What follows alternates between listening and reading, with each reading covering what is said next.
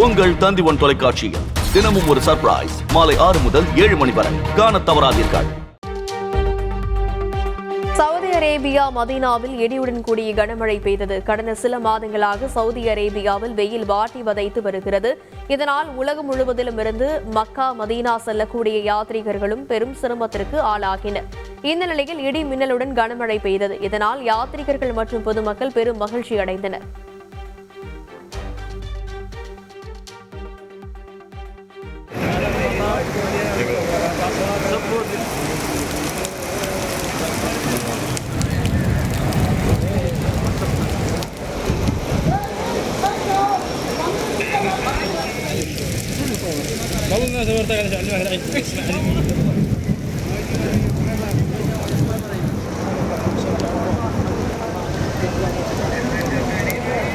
உங்கள் தந்தி1 தொலைக்காட்சியில் தினமும் ஒரு சர்ப்ரைஸ் மாலை 6 முதல் 7 மணி வரை காணத் தவறாதீர்கள்.